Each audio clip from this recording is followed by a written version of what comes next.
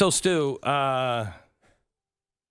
April 2021, the Biden administration announced the withdrawal of all U.S. troops and then requested a funding increase for Afghan security forces of $3.33 billion for fiscal year 2022.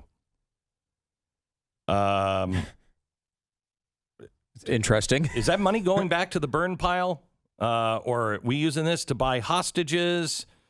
What are we doing? Who knows, right? We don't know. Oh. I mean, it could be, there could be maybe there's existing contracts that needed to be paid out. There could be a million different, could be reasons for it. I would like to see them. Right. I would really like to see them. In theory, we've been told that all this effort is going into rescuing these people that are stranded in Afghanistan that we would never leave stranded, but we left stranded. Yeah. So maybe that's what it's for. My guess is I'm not optimistic over that. No, but I'm sure. I'd like to know the answer to that question. And the point about Iraq is really important too. I mean, we've already seen what happens when we all just abandon Iraq. We have ISIS. That's what happened last time. So frightening. And so I think I would assume that Biden is probably even more for pulling troops out of Iraq than he was out of Afghanistan, given the beginnings of both of those conflicts. So I would expect that that's probably coming here in the next few years as well. Can you imagine that?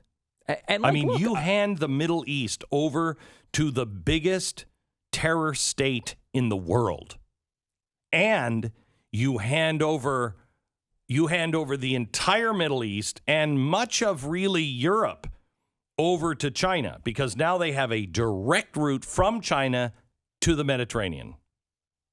The only positive, if you want to pull a positive out of this complete catastrophe over the past few weeks, is maybe the sane people that may exist with some influence over Joe Biden, maybe the voices in his head, whatever they are, maybe one of them says, hey, remember last time? Remember the last 2 times we've done this now? Maybe we don't want to do this again.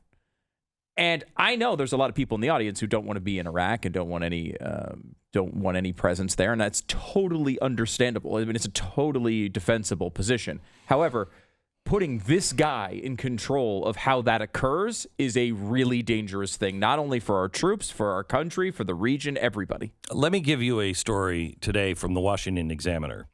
House Democrats on Tuesday blocked a GOP bill that would ensure transparency on President Joe Biden's botched Afghanistan withdrawal and prohibit U.S. support to the Taliban. They blocked this bill. The Afghanistan Withdrawal Oversight and Liability Act, authored by Mike Gallagher, a Republican from Wisconsin, would require Biden to submit withdrawal reports to Congress, including one that details how many Americans remain in Afghanistan and another that discloses any agreements between the United States and the Taliban. The Democrat leaders shot it down.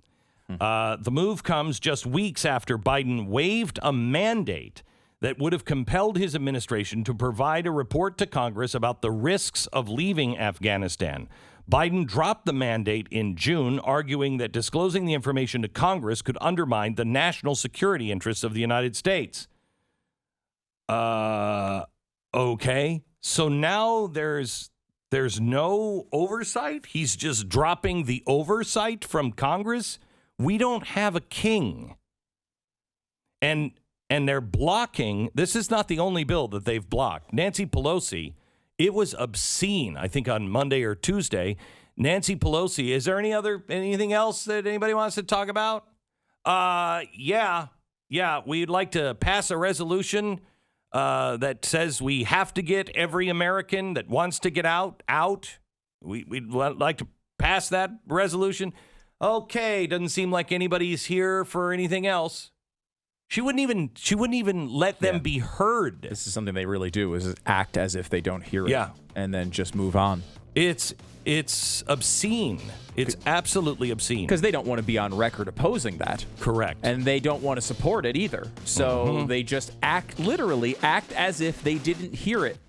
So now this new legislation that the Republicans tried to get through Congress that just says you can't negotiate with the terrorist Taliban, when they asked for it to be heard, she gavelled it down again.